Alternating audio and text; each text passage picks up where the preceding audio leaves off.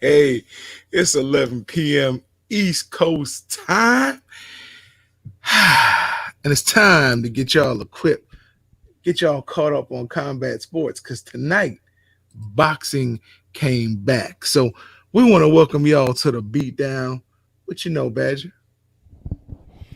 Man, what's good, bro? I'm just glad to be in this therapy session with you, man. I've been looking forward to this. There were a couple things I wanted to talk to you about, but I know everybody pretty much, is excited that boxing came back tonight. So I'm not gonna uh I'm not gonna hold them up. We can come back and talk about these other things a little bit later. So which fight you want to start off with? Uh, it doesn't really matter to me. We know what this was an exhibition for a top rank. It's a very effective, and due to this current climate that we're in, a perfect time to capitalize on your investments, right? To make profit when there probably was no profit, and to don't have to pay them as much. So you roll these guys out there. You the only fight on, only sport in town tonight, and you get to show the world what you got. So this is a good look for all those guys. But that's what this was all about. So I didn't expect anything competitive. With that being said, of course, I want to see Shakur Stephenson. I just want to see what he looked like after 8 months of inactivity or so. I didn't learn anything about Jared Big Baby Miller. I mean, Big Baby Anderson that I already know, which was nothing. Guido Vianelli, is that his name? Something like that. Guido, yeah. Even with him, I mean, what did I learn in this fight? Nothing. But this is what boxing is, especially when it comes to building prospects and a showcase situation, which means you don't want to necessarily give them the grizzled vet that might make them work for 8 rounds or 6 rounds or 10 rounds, but you want to give them there with somebody that is supposed to stop relatively quickly, and that's what happened tonight. So with that being said, it didn't really matter. Like the guy who was the last person to beat Shakur Stevenson, the Cuban. I cannot remember his name. He was in the first fight. Oh, Rabisky Ramirez, isn't it? Yes. I don't know if it's Robisky, it's something like that, but yeah. I'm sorry if I messed your name up, homie. He he threw one jab and about 23 power left hand. It was a good. Well, it wasn't. I won't say a good fight, but it was a fight. Like you said, it was a demonstration, and that's all we can really call it. It was a demonstration. Took his guy out. Nobody was really in there with anybody who was going to challenge them severely. You're right. And why would you want to be called the real big baby? I'm trying to figure this part out. I mean, because there's a lot of big babies out there, a lot of babies in general. You got Dub Baby and Little Baby right now, but in boxing you got Jarrell Big Baby Miller, right? And then you got like Glenn Big Baby. What was Glenn? What was Big Baby name that played for Celtics? Oh, and also played for LSU. Yeah, I can't remember LSU. Him. He was Big Baby Miller. He was the Big Baby. My little brother actually grew up with him. Yeah. You should have seen that boy playing Little League because his mom was about his size. It was interesting. I won't get into it, but yeah. Yeah, and then you got Baby from Cash Money. It's just a lot of babies. And then you got regular babies, the ones that are born every day. And then you got babies like, depending on how old you are, anyone that's younger than 3 or 4. There's a lot of babies out there, bro. Got to figure it out. Yeah. Okay. Well, you went through the whole card rather quickly. Man, you really did. You went through the card quick. Oh, we did find out about Miller. What's her name? Mayer. Oh, Michaela Mayer. Yeah, Michaela Mayer. Well, I told you. Yeah, and the rest of her crew was clean, but they had to be sequestered because she showed up positive. Yep. Yeah, and listen, I don't want to spill the beans, but I'm gonna spill a little bit of the beans, man. They're not testing everybody, bro. They're not testing everybody in a sport where you cut corners to make shows happen. I don't care what level you're at. You're not testing everyone. I don't think Dana White tested everyone, though. As we know, those tests run about $100 a pop, give or take, maybe $10 or so one way or the other, right? Mm-hmm. And once you test people, then they have to quarantine. Mm-hmm. So how are you going to test people that you're going to let come out of, or that you're not going to quarantine, and the people that you are going to quarantine? Like, but you only test them once. Correct. And we also know the tests are faulty. On top of people that are not testing negative. Doesn't mean they're positive, but the way they're taking it is if it ain't testing negative, we got to get you out of here, right? Right. Man, they're not doing it, bro. I don't know, bro. I don't know. I think lives are, well, I guess because I'm not making all that money. Lives to me are a little bit more important than the dollars you're going to make tonight. But what do I know? What do you feel about this? And I'm gonna get your opinion, and then I'll come behind it and see if we're close on this. These campaigns that have resurged, and they weren't popular before, even though they got some legs under them. These people now who have gotten under the skin of these mayors who want to defund the police departments across this country. I'm gonna try to fix my camera. I can hear. I'll be right back.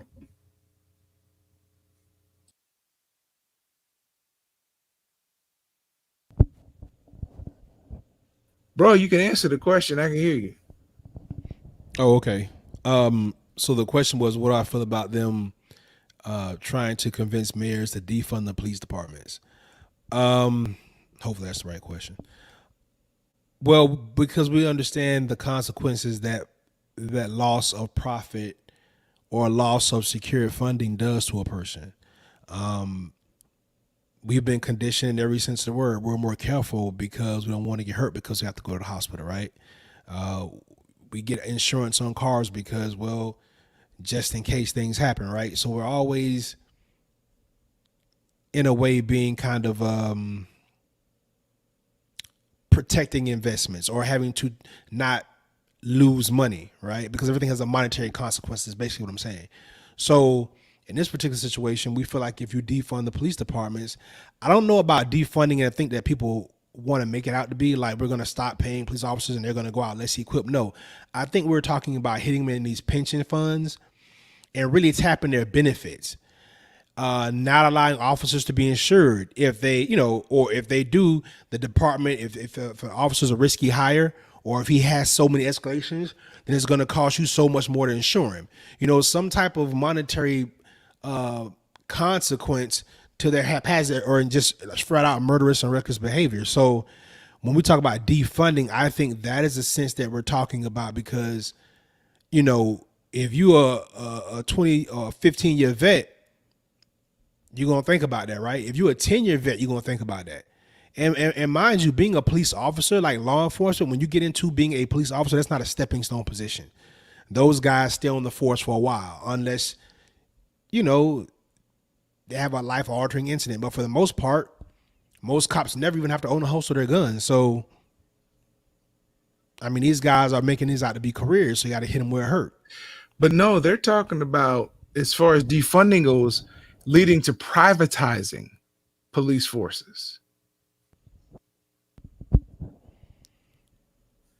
Well, that's not a good idea. No, not at all. Because now it's just like the security forces that you have over in Afghanistan and Iraq, and people retire from special forces. Now they make triple or quadruple the money they were making before as hired guns. And who do they answer to? It's just like privatizing prisons. Who do they answer to? They answer to a boardroom, CEOs. Okay, so if you have an issue situation where you have police brutality, which you will, who do you complain to? Because they're no longer governed by your municipality. You're going to call the police on the police? I'm sorry, you got rid of the police. Instead of holding them accountable and hitting them like you said. No, now we're going to start this movement where we can privatize police forces. That there's no good end to that for citizens. Yeah, nah, if I'm incorrect, if I'm speaking out of turn about that, then that's what I was hoping they would mean. I hope that's what they think they should be trying to mean. Because what privatizing, nah, yeah, that's what they're talking about. Privatize. Shout out to Miss Georgia Dawkins for tuning in. Appreciate it. He's working on his camera. So yeah, I don't know how professional that is, but he's working on his camera. I So think I just don't look good enough to appear before you, and that's why my camera was messing up. So I'm trying to, I'll put some powder and some makeup on before I get this camera working for you, Miss Dawkins. but yeah, no, but just to kind of put a button on that, yeah, I would hope that's what they're talking about, and it's not anything else, because that ain't gonna end well for anybody. Then you will have an all-out war. That would really be bad. Yes, you will have an all-out war, and who's going to be on the losing end of that?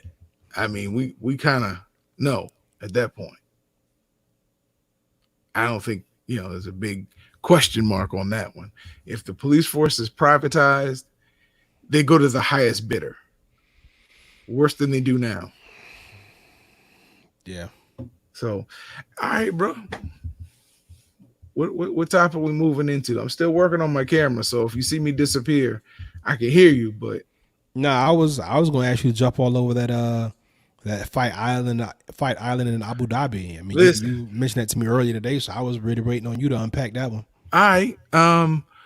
What Dana White is talking about is they have given them 10 square miles of training facilities, eating establishments, hotels, an arena, and also a cage on the beach. That once you get there, you're tested, and then you're sequestered within that perimeter, and that's it. I mean, you don't leave until after your fight's over, but it makes it easier to get the European fighters and fighters on that hemisphere to get in the cage, because they're not able to come into the United States per se yet. So yeah, it's going to be interesting. I don't think it's as severe as it was a couple of weeks ago or a couple months ago when he was really trying to work on it. But Abu Dhabi, listen, it's just another money area. I mean, a huge money area.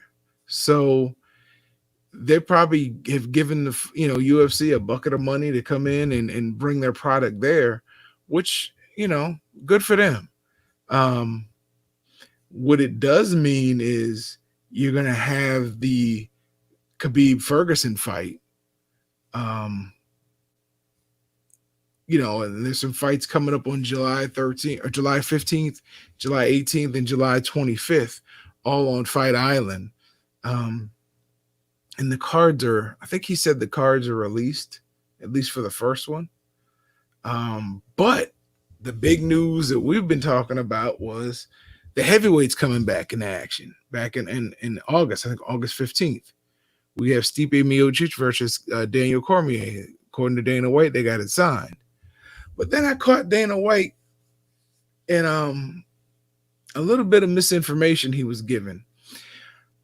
Either that or Jorge Masvidal was lying. One of the two. Saw the interview with Jorge Masvidal and Kenny Mayne. And Masvidal said that Dana White is going to wanted to pay him less money to fight this time than he had been making. And, even to fight for a title, he was going to make less money. But Dana White got on First Take this morning and made the statement that they just redid Masvidal's contract 3 months ago, and he's not paying his fighters any less. He's just paying them the same amount. He's not giving them more as they're asking for. So it was interesting because in the conversation, Dominique Foxworth, a former NFL player, and he also was NFL player representative. He helped them with negotiating deals. And he told Dana White, he said, I don't know what all is in your contract. He said, but I do know when you have this many, not just these three fighters, not just Conor, John Jones, and Jorge Masvidal, but you have over the years a lot of fighters saying the same thing about you. He said there's got to be something in that contract and in the way you deal with people that would want them to have a fighters union. And of course, Dana White was saying, well, you can look at the contracts. And again, he said, I have not seen the contracts, but just as a negotiating representative, I could tell by the language that's coming out that there are probably some issues that they're not getting dealt with. That's why you have so many people saying the same thing over the last 10 years. Because Masvidal was talking about champions who are not getting paid what the other champions are getting paid. And we've read that before 3 or 4 years ago when we were doing the fighter share. The Red Belly brought an article to our attention where there was a champion who still had to have another full-time job because he was making like $20,000 a fight. And I know people say that's a lot of money. We've already broken down how much money goes into training, how much money goes into your living expenses, your medical expenses. You have to pay your team. You got to pay for travel, pay for lodging. By the time you get that $20,000 and you've paid everything out, you may get what, $7,000, $8,000, maybe $10,000 out of that. And if you're fighting 3 times a year, that's $30,000. So, you know, when you hear fighters continue to say that, it makes you think, which cup of milk isn't clean? The one Dana's trying to give me, or the one all these fighters are trying to give me? Dude, your TV went off. Oh no, it's coming back. Okay. It's kind of threw me for a second there. I'm like, oh man, I usually catch a good movie. Well, nothing came back on the screen. Oh, there it is. Okay. My bad. And I have a vision problem. So, you know, when you have that many fighters saying the same thing about one person over decades, it's just like, wow. But he's the only game in town at that level. So there is no commission. He's the commission. So what are you going to do? But I think if you lose Conor completely and you lose Jorge and then you turn around and lose who you call the GOAT in all of UFC, John Jones, at some point your investors are going to say, wait a minute, what's going on here? You didn't catch this in time and handle it. Just my opinion, bro. I mean, what are we talking about? Who's right or wrong in this situation? Or, because I want to make sure I address the exact question you were asking. You can say who's right or wrong, but what I've learned from you is in this business, it's just business. So it's who has the leverage. Yeah. Right now, Dana has the leverage. But if you lose 2 of your biggest draws almost in history, and even if you go back, that's how you lost George St. Pierre. Similar way. He wasn't getting paid what he knew he was worth. And he was selling out Maple Leaf Gardens and other places in Kenya. He had 50,000 people showing up each time. And he realized he wasn't getting what he was worth, but he didn't really lay out the contract. Like Masvidal laid out the contract. He's like, we only get 18%. We share 18% of the gate that's coming in. We make nothing off of revenue, concessions, nothing at all off of that. Nothing off of merchandise. But we share 18% of the I don't even think he was specific about the gate. I think he was talking about the pay-per-view. He might have said the gate was included as well, but that's everybody sharing it on the 18%. And the UFC's clearing that 82%. So that's a big difference, especially when he talks about the NFL and the NBA getting 50% and 47% respectively. Or the NBA and the NFL getting 50% and 47% respectively. But again, who has the leverage at this time, but who will have the leverage if these guys jump to another organization? I guess that would be my question. Well, what's going to happen is Dana's going to have to rework his model because he has time. I mean, he is the gold standard. The UFC is the gold standard of MMA. No matter how we feel about the other organizations, the gap of talent and the depth of talent and visibility, right? Marketability is going to carry them for a long time. From a business perspective, what Dana White should have been doing is trying to give great quality fights while building stars. If he had some young star in the wings, he wouldn't care about Conor McGregor leaving. But he doesn't have that young star to replace that. John Jones, I mean, great for the sport, but John Jones is only fighting once or twice a year anyway. He's not somebody that you can make fight 3 or 4 times a year.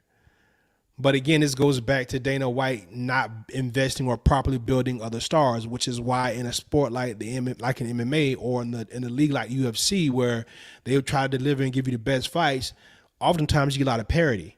We talked about having one organizing body. That's kind of what hurts the UFC, where boxing is kind of figured out and they're able to make stars that way. So I think it's more on that end of the business organization that the UFC has issues. What they're doing right now, how they're paying these fighters, they're going to be able to get away with that. And it's until fighters collectively get it, not just a couple, collectively get it, they're always going to have the upper hand right now. And we've been saying this for years. So you're right. You're right. You're right. Well, listen. We have another top-ranked fight coming up on Thursday. We got another UFC for the next 2 weekends, I think.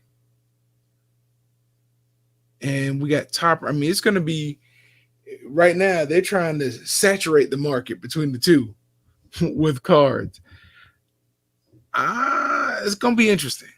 It's going to be interesting because now they're talking about boxing matches that are going to be showing up in June and September now. So, what'd you think of the setup tonight where they were pumping noise in supposedly from an app? Yeah, I didn't like that. But again, that's ESPN. They have to appeal to the casuals, bro. So you got people watching ESPN that just want any type of sports content. So I applaud the effort. I don't know if I like it. I told people when we did our first stream back in March, there's something about when you can just hear just what's happening in the ring. We talked about this a couple of weeks ago. We were talking about the UFC winning. I said, hey, there's something about hearing that grunt, hearing that punch, that flesh sound, the breathing, the hustling, the scrambling.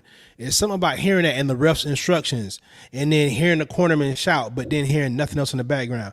It's something primal about that. If I'm blindfolded and I hear those noises, I know I'm listening to a fight. And I think most humans could know that. It's something about that I think makes the empty arena experience, this part of it makes it more intimate. So if you do this the right way, this could possibly work. I agree with you. I didn't like the noise either because it was annoying. It wasn't really prevalent. It just seemed to show up like, oh yeah, okay, that's the noise. It's like, what am I hearing? Okay, that's the noise. It just, to me, it was a waste of time. But I mean, humans are visual before we're anything, right? So I'm looking at an arena with nobody there, but you're gonna pump noise and make me feel like it's somebody there. Right. It doesn't work that way. It don't work that way. So I mean, but like I said, again, I applaud the effort. They got the stage right now. So now is the time to test out all this stuff. So when your schedule gets a little more conflicted or other people start getting on board and moving too, you'll have something that you can pull from. So this is okay. Trial and error. Yeah, that's a good way to put it.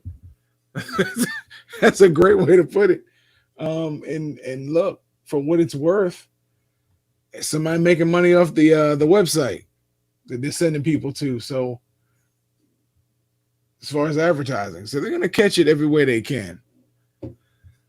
How do you feel now? I know it doesn't probably make any difference to you, but just kind of curious how you would feel now that the heavyweight fight between Cormier and Miocic was finally signed.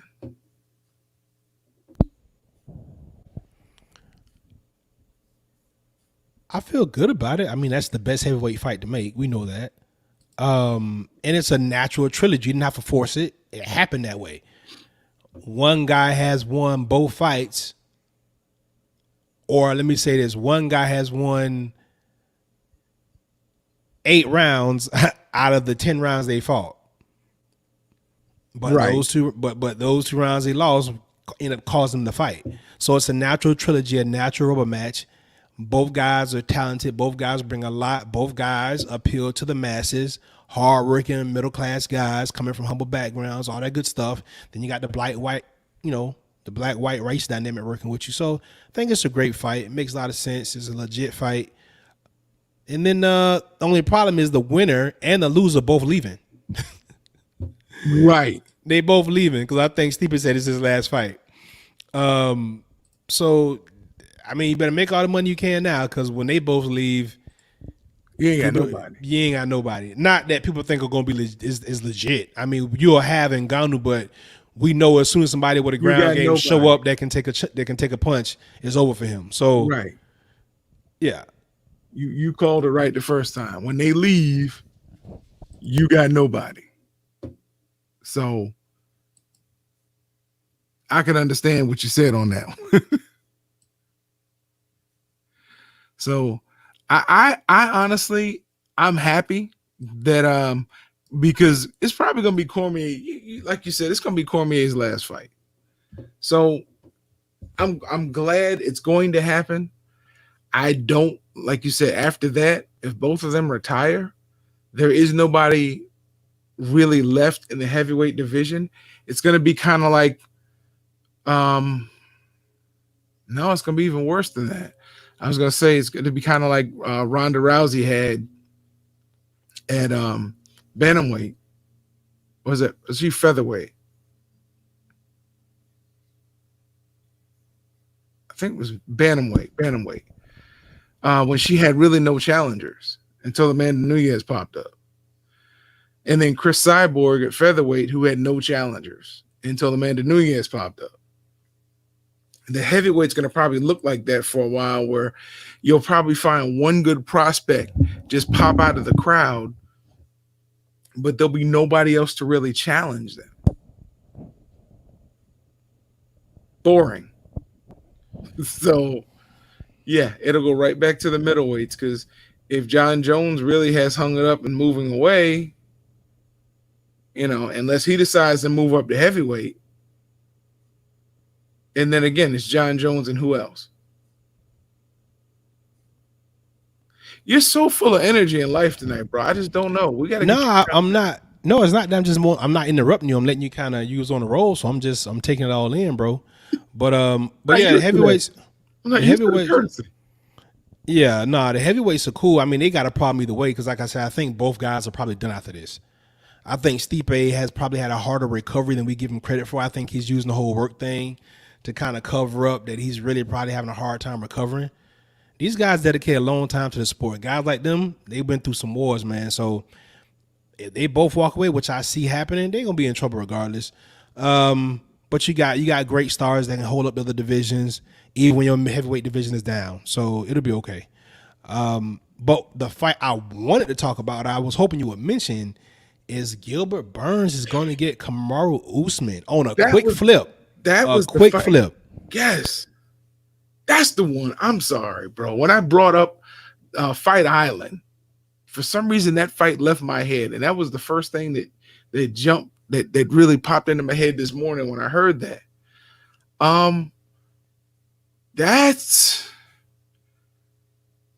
That one just, yeah, that's going to be a major fight. Do you think Gilbert Burns is the proper contender, though?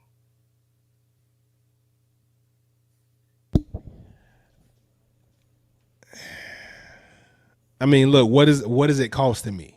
Again, think about the marketing behind this. What is it costing me? I don't have to pay Gilbert Burns anything. I'm asking you as a fan. And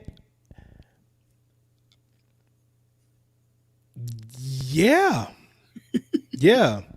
I say yeah, because I think at any given moment, Kamaru is such a good wrestler that he can take any of these guys out. He's want to make it a wrestling match. And as good as Covington is, I think Kamaru is just that much better as a wrestler. I just do. So I think stylistically, this makes this fight harder for Kamaru because one, not only is Gilbert young and fresh, he's on a winning streak right now.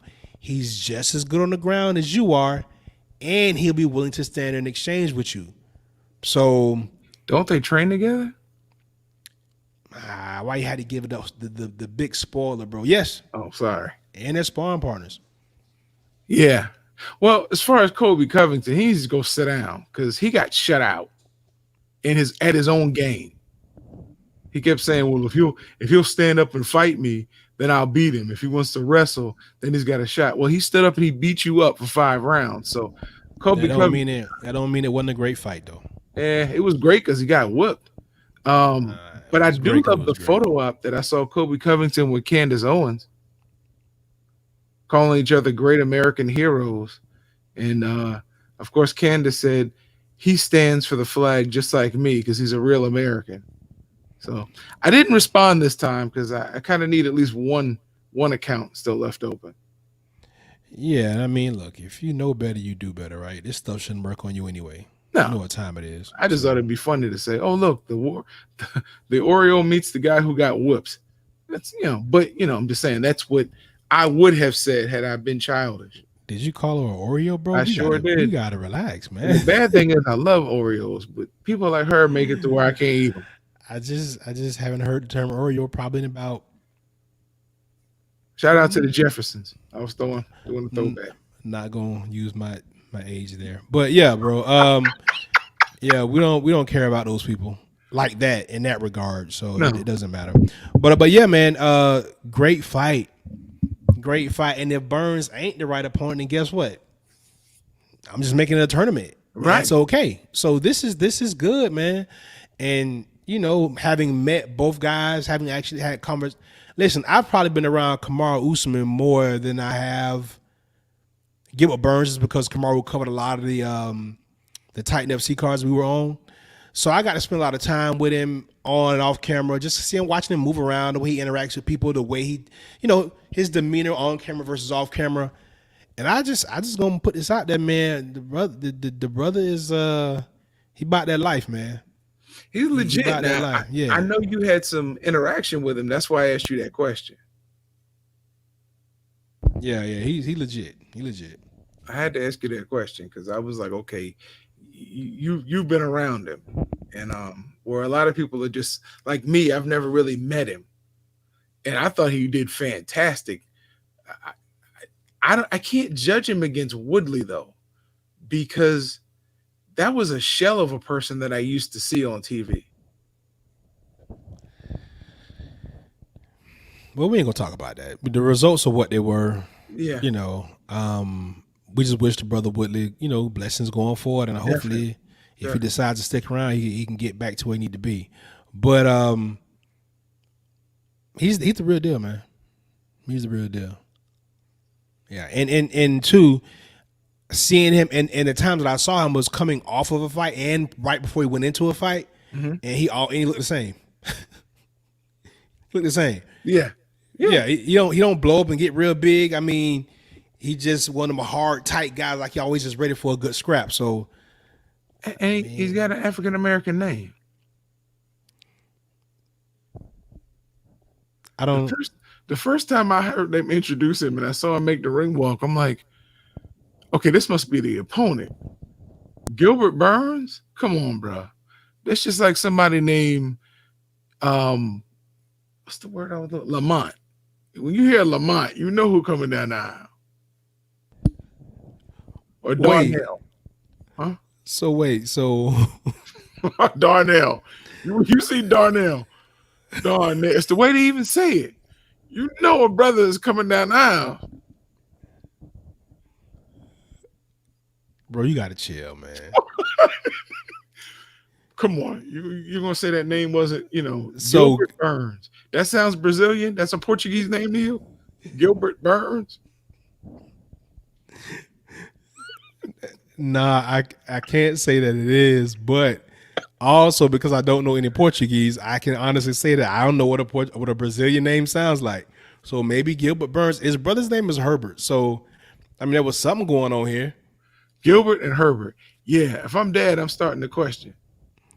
But nah, but I think I've seen a lot of Brazilians with those type of last names too, though. I haven't. Yeah, I've seen that before. I haven't. So Santos, Alves, well, Cyborg threw me off. But see, Nunez. Yeah, I mean Nunez isn't Brazilian, bro. Santos. Nunez is not, Oh, but you said Nunez. Nunez. Okay, my bad, my bad. Okay. So I mean, those are names you go, okay, I see that. But Gilbert, Burns, Herbert, Burns, I like guess, when you man. see Canelo and you hear the name Canelo, it just doesn't fit. So listen, and I'm not being racist. I'm just saying name association. Shit. You hear Lamont, you hear Donnell, Pookie. What you think? If a white dude walked Bro, up, first of all, man, stop being so disrespectful, bro. Ain't nobody real name Pookie. Pookie is a nickname, so you gonna stop acting like that's somebody's real name. So when they walking down the aisle, they not gonna say Pookie. They gonna call it a government name, so you gotta relax, bro. I do know a name, guy by the name of James Bookie Johnson. His middle name was Bookie. Yes, he's from Tampa. I probably shouldn't have called his whole name out, but Yeah, you hard for that. it's You for the hard for cause. that, but It's for the cause, brother. It's for the no, cause. I don't think he gonna appreciate that. But And I ain't seen him in like 2 decades, 3 decades. So I guess if I see him now, it's not by chance. hey, and I guess if he see you, he can't say on site because you can't really see him. So You're so lucky. But you see what I put up there as my image? You deserve 2 of those right now, bro, because that was just wrong. That was a reach, and you threw it in there, and it didn't belong. But that's okay. But that's okay. That leads me to a story. Oh. That leads me to a story. And I'm sure the lofty Miss Dawkins, if she's still with us, will probably like this story, as I would hope you would like this story, and everybody who's listening. It's story time with Uncle Brew. So we have these 3 travelers traveling through country town, and they run out of gas. Isn't this how all the great stories start? So they see a farmhouse in the distance, and they get out of their car, and they all walk up to the farmhouse. You have a black guy, you have a white guy, and you have a Mexican. So the white guy knocks on the door. The farmer comes to the door and says, "How can I help you, gentlemen?" He says, "Well, our car seems to have run out of gas at the end of your lane to the main road, and we were wondering if you could give us a ride to the nearest gas station." He said, "Well, the nearest gas station is about 50 miles, and it's not open. So why don't you all stay in my barn, and in the morning, after a nice breakfast, I'll take you guys into town." So they agreed. He took them around to the barn, and the barn was stocked. It was like a bunkhouse, had 3, 4 king-size beds in there and a couple of bunk beds, and it had its own bathroom and full bath with a shower. And so he says, "There's only one catch. Says, I got a daughter, and if any of y'all touch my daughter, I'm going to kill you." So they agreed. They're fine. They're agreed. They just want a place to sleep and go get some gas in the morning. So they lay in there, and all of a sudden, the white guy gets up and he tiptoes out the bunkhouse. So he comes back in about 15 minutes, doesn't say nothing to nobody. They hear a whimper and a cry, and he lays in his bed and he goes back to sleep. But the Mexican decides he wants to find out what happened. So he gets up, he tiptoes out the bunkhouse and goes into the main house. And about 10, 15 minutes later, he comes back and he's whimpering and crying in Spanish and gets in the bed and goes to sleep. Well, the brother's like, "Well, I got to find out what's going on." So he gets up and tiptoes out. He comes back About 30 minutes, lays down, doesn't say nothing. So the other ones are looking at him like, the heck is going on?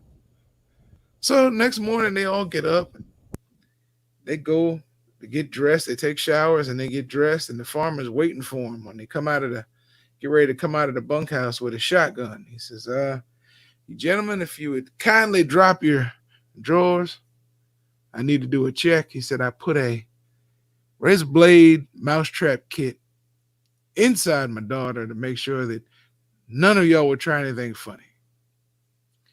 So white guy's like, oh my God. So he drops his trousers and his farmer sees it and blows him away. So the Mexican forgets and he starts talking Spanish to him. He's like, no, sir, if you just drop your trousers so I can see. And he gingerly pulls his trousers down and farmer says, cocks his gun, bang, blows him away. So the brother drops his trousers and the farmer's like, my goodness, man, thank you. At least one of you I could trust. He says, pull your trousers up and come on in and have a nice breakfast that my wife provided. Black man says, nothing very much.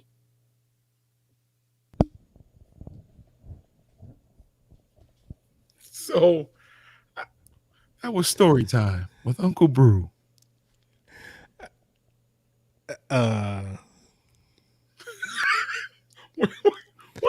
That was bro. That was so offensive on so many levels, bro. But I'm just gonna hope that our viewers understand the type of person that you are, and they're just gonna let that slide, bro. Because that was just, worst of all, when you started the joke, bro, I'm like, bro, come on, a white man, a Mexican, a black man. We done did this since the beginning of time.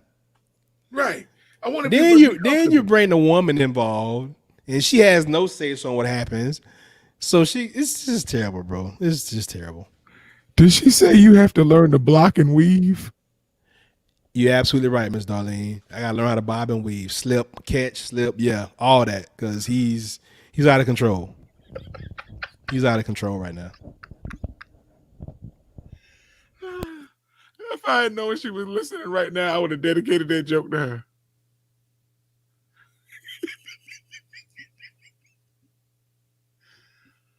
Look, I tell these jokes to try to bridge the gap between ethnic groups. If we can get along on a long car ride through a dark country road, then we can get along in line at, what's the word? At churches, waiting on a chicken sandwich. Don't try to figure it out. It's bouncing off the wall behind you.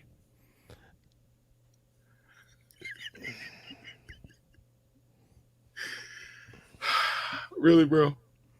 You put me on silence. Bro, I just don't know how much more this I can take. I mean, this is terrible, man. You know what I'll do from now on? I'll start the show off with the joke. No. We got people to watch. They gotta watch. You do that, we gonna nah. It's okay because they know the bad part is over now, right? They made it through that. It's downhill from here. It's downhill. Really? Nah. They love your jokes. Well, that hurt. That's okay. I love y'all. All of y'all. Was you gonna give a David Ruffin speech now? Go ahead. I wouldn't do that. Oh, that would have been so on point. I'd have dropped the mic for you, bro. I can't do that. Hey, y'all, somebody Google, somebody YouTube that David Ruffin speech. Drop it in the chat and link. Drop the link in the chat if you do. I wanna play that. That'll just make my day. Oh my goodness. Hey, you need a nap, bro. Hey man. David Ruffin, man. Yes. Listen, you gotta have people like that on your team. You do. You do. I don't know why, but you do. Your circle ain't complete if you ain't got one of them. You need a David Ruffin and you need an Eddie Kane Jr. Eddie. Nights like this, I wish. Oh, Eddie Kane. Oh. Bro, you know they polled people, and I think it was like some crazy number, like almost half the people in the world thought that the The five the five heartbeats. heartbeats were a real group. Stop it. Yeah, bro. People actually think they're a real group. Like when you tell people the five heartbeats aren't real, like they pause. Like, you know how you pause when you get bad news? Somebody say something like, "Hey man, so and so just got shot." You be like, For real? "What, dog? Yeah. Say it again." That kind of reaction, right? Nah. It's not how it works. Insane, bro. It's not how it works at all. I would never thought they were real. Bruh. But you know they were based off of the Dells, the Delphonics. Yeah, but there was a real group. These Yeah, they people were were all real. fictitious. This was made up. Yeah, I know. But I did see JT go up in that hotel room with Duck's wife. Saying. It looked like it could have happened. Guess it was made up. But it was a good movie. Yeah, cult classic. It was before your time, but it was a good movie. Cult classic. That was like the year you were born it came out, wasn't it? Come on, bro. You gotta relax. Oh, I was serious. No, bro, it wasn't. Oh, okay. My bad. All right, everything I'm saying is like offensive nowadays. I don't understand this. It doesn't matter that much, bro. It might be time for another story. I won't do that to you. I'm learning, Miss Darlene. I'm figuring it out. Figuring it out. This is. Oh my goodness. She's one of my fans. She's not gonna turn on me like that. I'm waiting to see the comment that shows up, but She been hoodwinked the whole time. oh, that's cool. No, she has actually come see me do comedy at a church. And the church was still standing when I left. Right, it didn't burn down. Okay, wait. No, lightning may hit it a little bit, but it. Okay. Well, good for her. She's been through hell already, so it's only downhill from here. Wow. Man. This is why he's quiet all night, folks. He waits and he saves them up. And then he just keeps throwing them in one at a time. Boom, boom, boom. He's your relief pitcher. Bro, these things, first of all, you laughing because you're probably just like, what is he doing right now? I don't even think this even matters, bro. Everybody knows that I can't say anything that hurts your feelings, bro. That's not true. I'm a very sensitive individual. Are you? Yes. Yeah. Yeah. I'm multidimensional, bro. Oh, okay. I'm an introvert in real life, so I hide in plain sight.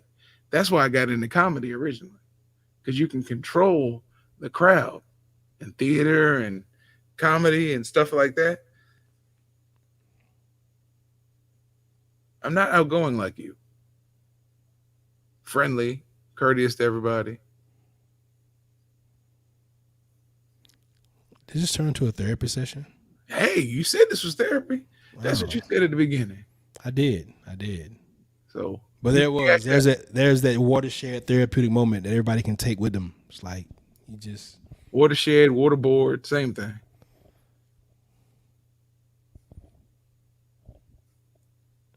Man,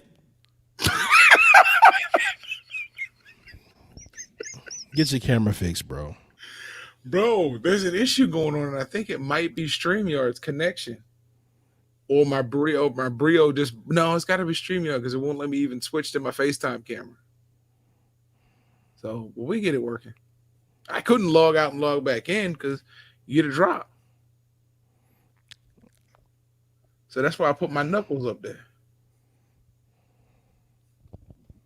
So he's just going to...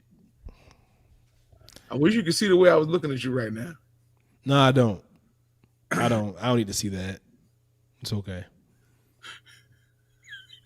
I'm good. All right. Anything else on the sports tip you want to talk about? I mean, I guess we can get to all the other fights on Thursday. Maybe tomorrow. Fighter Show Report And it's tomorrow at at 7 o'clock. p.m. Yep, 7 p.m. Yep. Yeah. And Sunday, And Sunday. 7 p.m. But don't forget about Thursday. We'll be back up here at 11 p.m. Yep. And Monday and Tuesday. And Monday, yes. And Thursday. Since they were here tonight, I figured they knew we were coming back. But you're right. Monday, Yeah, Tuesday, yeah. Thursday. And let us know how you like our closing this evening. We had a couple things we're going to throw at you. All in the name of the Badger. You got to chill, bro. I'm trying, bro. I'm trying. Yeah, man. All right. Well, I'm quiet. I'm going to let you close us out. Man, we appreciate y'all tuning in, everybody for rocking with us. Make sure y'all check us out tomorrow, 7 p.m. Sunday, 7 p.m. That's the Fighter Show Report every Wednesday and Sunday, again, 7 p.m. And we'll be right back here Thursday at 11 p.m. Eastern Standard Time for the Beatdown every Monday, Tuesday, and Thursday. We appreciate y'all checking in with us. Fighter Show, we out here.